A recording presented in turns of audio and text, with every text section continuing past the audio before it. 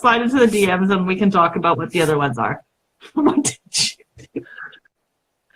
Okay, I'm done. Huh. That's hard work sliding into your DMs. It's tight in there.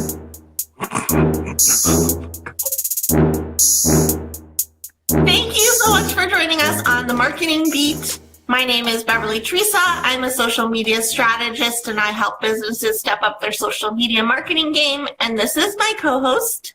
Hi, I'm Ameet. I have about 9 years of experience in pay-per-click advertising, and I improve PPC campaigns. She loves her PPC. So today we're going to actually be talking about Facebook. We're going to spin it around on you guys and talk about pay-per-click ads on Facebook and not just AdWords or Google Ads, sorry. Ameet, we were going to talk about relevance score. Can we start there? What is relevance score on Facebook?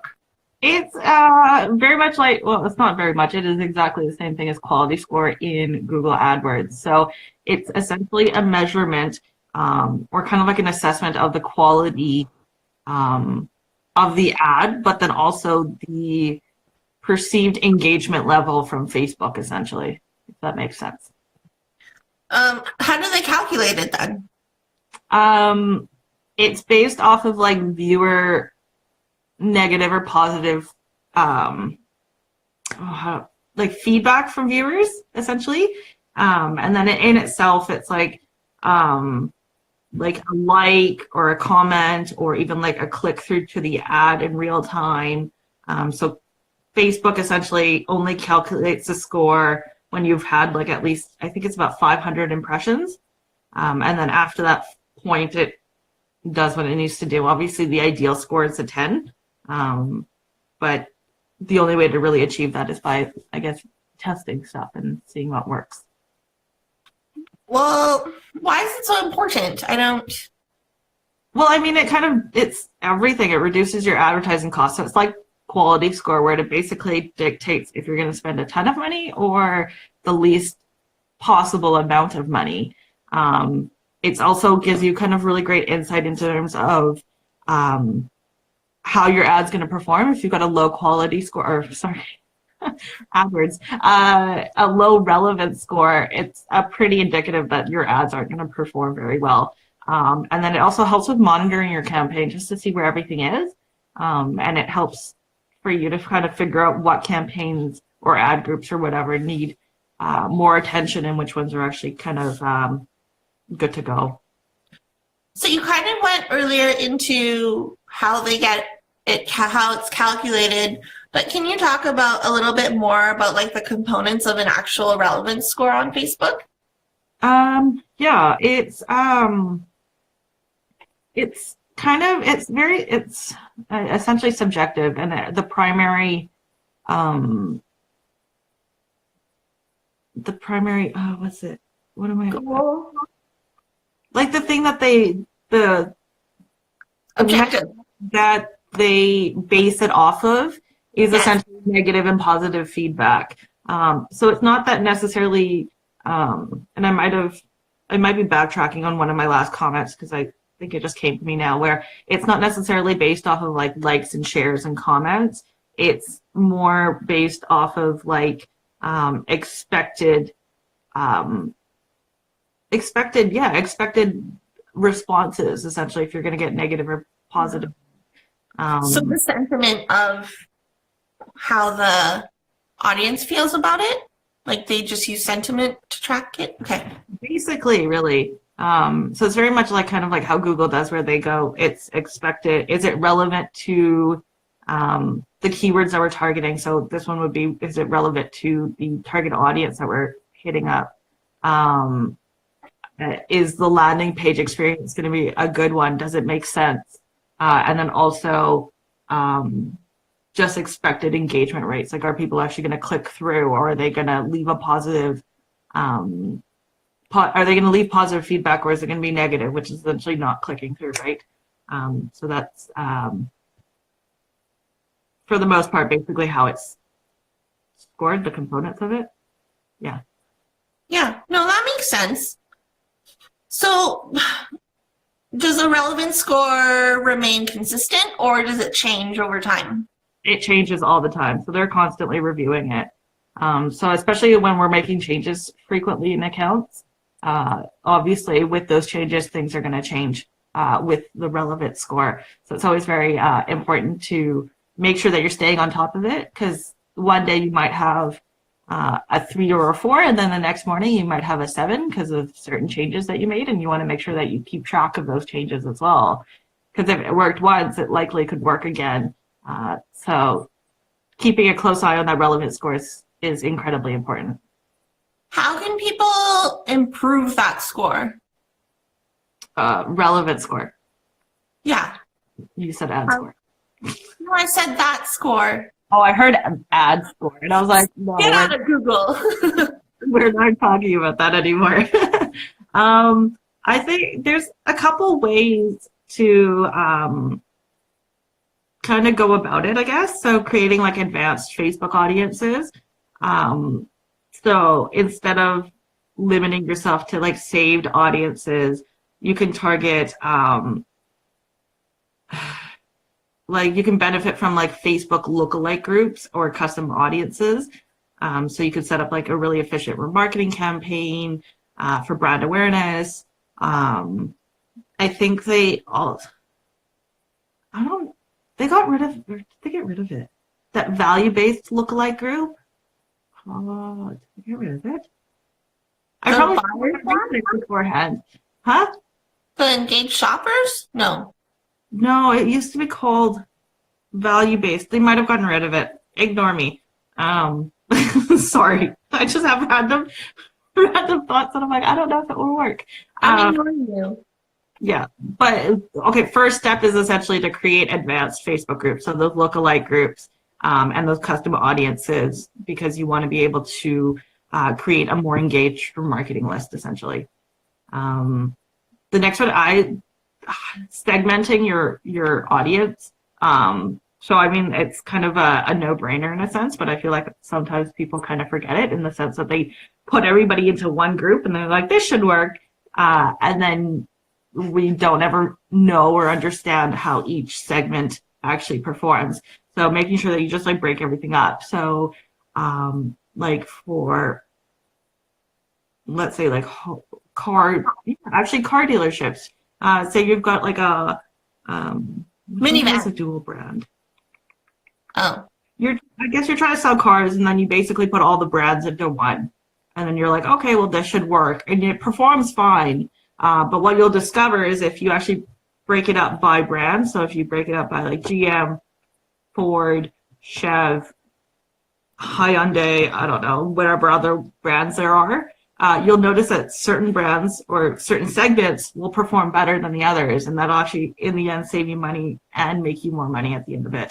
Yeah.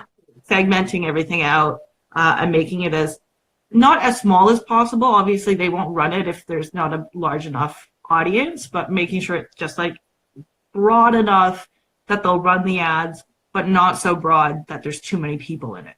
Yeah. So just to add to that, like when I was helping a car dealership with their ads, if they were, for example, if they're marketing a minivan, then we would target women who are new parents and or have children under the age of XYZ, and that was really good for segmenting because dudes aren't going to want to buy a minivan. I mean, maybe, but usually it's the wife who wants the minivan. So yeah, that's just another example. Yeah, no, totally. Then it makes sense, right? And you could have done it where it's like male and females, but then at the same time you would never know how both sides perform. So Yeah. for me, I would break that into 2 different groups, or not 3, 2 different groups, just to see if males are more inclined, or if my assumption that females would be more inclined to submit a lead and like confirm that, you know?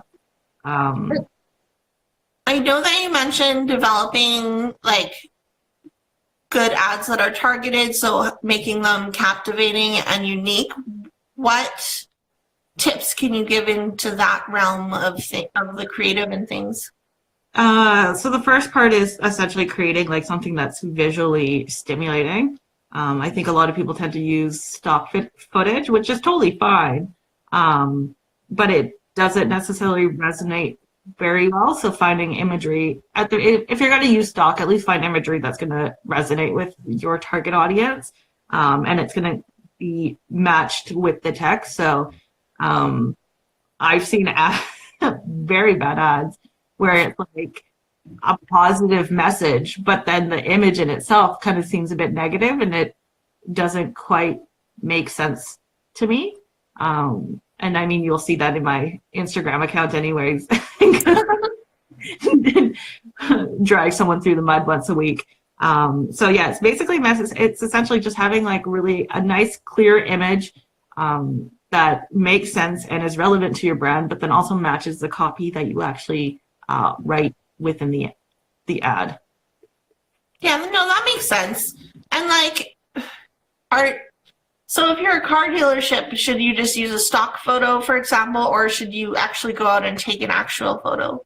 If you've got the actual product, you should be using the actual photo. Yeah. I remember when I was doing Facebook ads for car dealerships as well. Like the ones that showed the actual vehicle that they were potentially going to be purchasing always performed better than the stock. Yeah. Because the stock ones were always assumed to be from Ford exactly versus being an internal image. Yeah. I think like it's so important to not use stock photos because customers like to imagine themselves like either in the product, like a car, or using the product too. So that's a good point. And then we talked a little bit about A/B testing with the mom and dad or male, female minivan thing. Can you talk about A/B testing for everyone else? Again, sort of. So A/B testing is essentially split testing. In this case, let's do. Let's stick with the male and the female split test. So essentially, what happens in this case is that you're going to create ad segments or ad sets around one particular group. So in this case, we would be doing men over 35, let's say. And then we're going to do the same with women over 35, but they're going to be two different groups. And then within them, we're going to try to create at least about 3 ads just to serve them out. So for me, what I do is I keep the ads the same on both ends just to see which one actually would perform better with which group.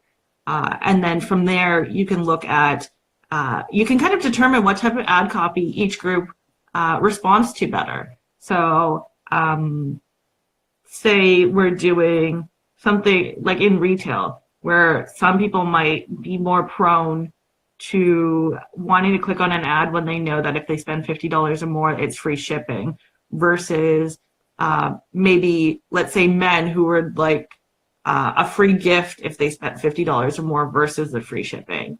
And it's a great way to make some kind of business decisions as well if you just kind of test out that ad copy within who you think your target audience is. No, that makes sense. And so you talked about, like, when we were talking about PPC, you talked about negative keywords. Do you use negative keywords, or why don't you use negative words, I guess, in general? Or would you use negative words? Because it's essentially established that, like, people are, like, sorry, it's been a long couple of days, guys. It's going to Vegas tomorrow, so... Yeah, I'm going to be... Yeah, okay. It's because it's been established that people are sometimes compelled to act in avoidance of pain rather than, like, pursuit of pleasure in a sense.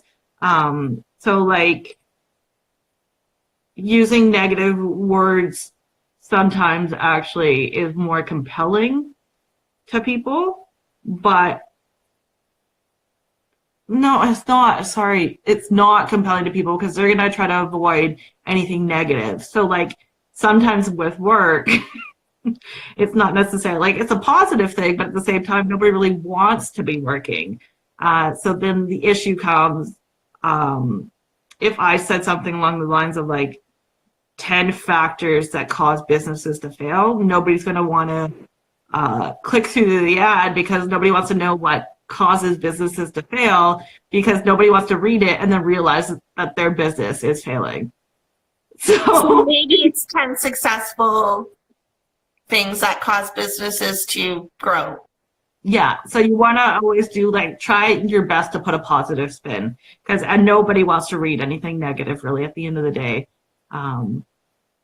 which I kind of find hysterical in a sense, but also, I mean, relatable because I would probably avoid it too.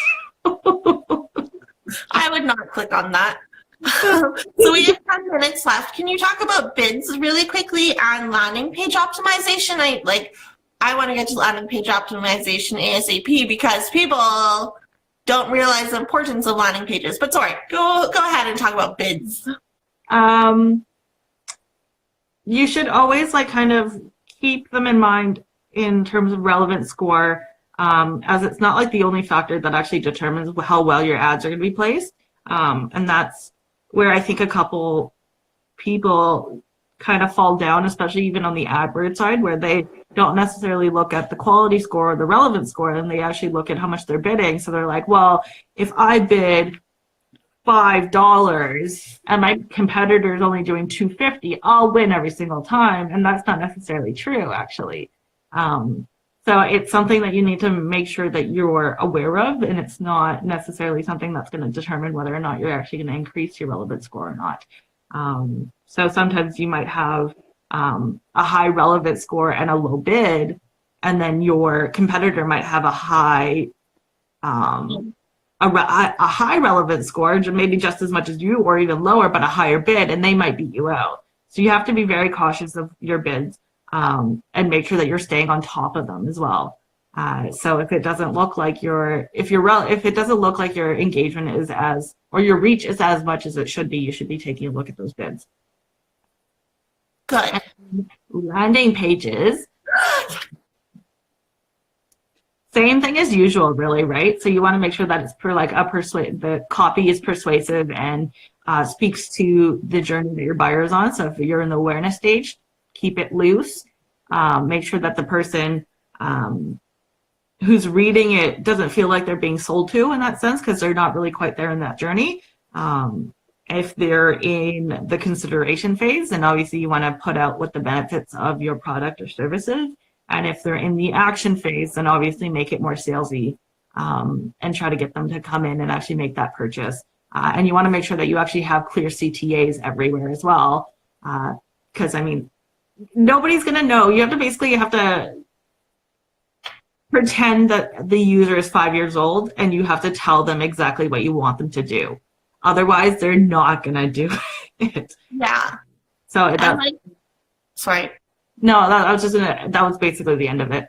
Go ahead. And don't make it cluttered and speak to their pain points and things like that. You want to be like, I know how hard it is to try and run your own social media. I was there one time. Not cheesy like that, but actually you'd be surprised how many cheesy landing pages I've seen like that. But speak to their pain points as well and put yourself on their level. And not I'm better than you. Exactly. And you want to make sure that it's relevant to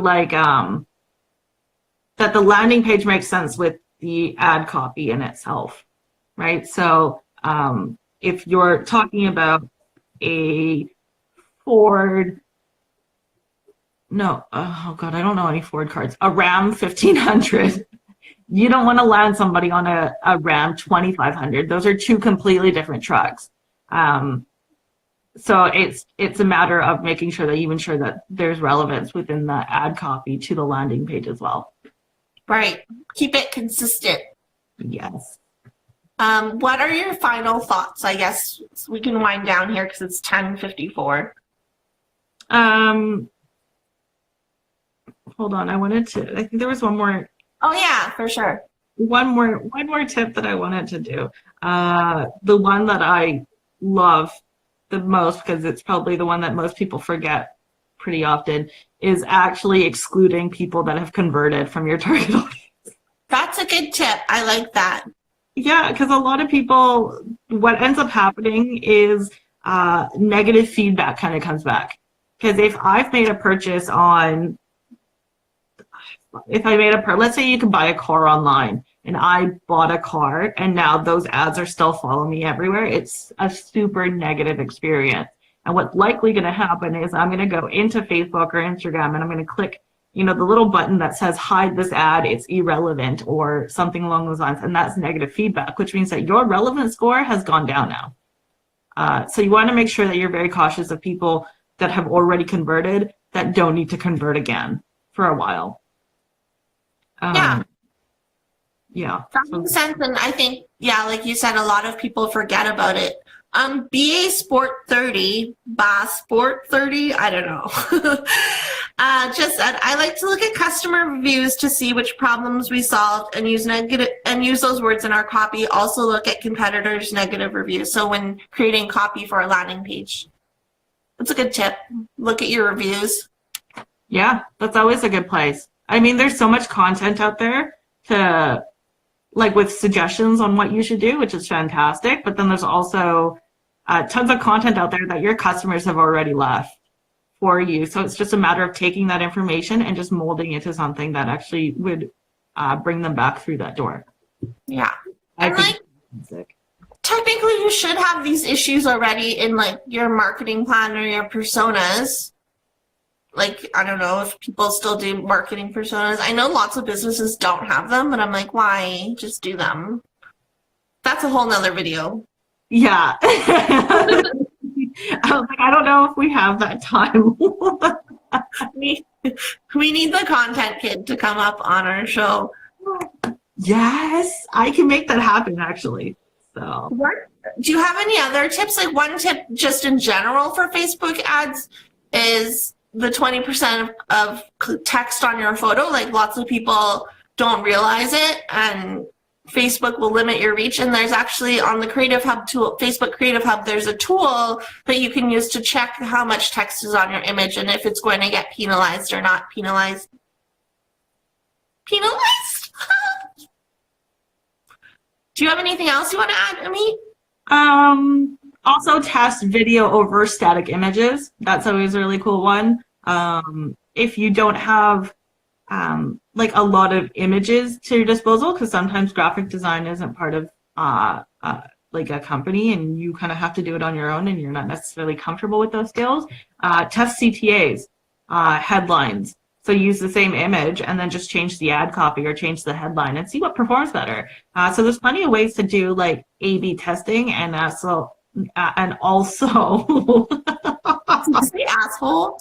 No, I was gonna say as, and then I was like, no, I want to say also. So then I kind of combined the words together. Okay. Oh God, what was I? Shit. Also. Oh. Well, I'll add something. I mean, even for single image Facebook ads, you can upload up to 6 different images. And often I take over accounts and I'll see that only a client uploaded 1 image for that single image ad. But if you upload 6, then you can turn off the ones that aren't performing. Yeah, exactly. So there's plenty of ways to do conduct great A/B tests. You don't necessarily need a graphic designer and have 20 sets of ads. You can have 1 image and literally just keep on testing headlines and see how that works out. And also if it's like if your business is very local, like localized, you can do like specific location ads. So speak to like the audience within that location versus doing like a general ad. So you could test cities or postal codes against each other and see how that works out. So there's plenty of ways to go about like A/B testing, but then also A/B testing what will be better for relevant score. Does anyone have any questions, or else we're going to wrap it up here? Wrap it up. No? Okay, so if you have questions, you can slide into Ameet's DMs. This is our slide into our DMs dance. Next week, we're going to be talking about things businesses do on social media that they should not be doing. Okay. All right. That's Thanks all. for joining us. Bye. Bye. Bye.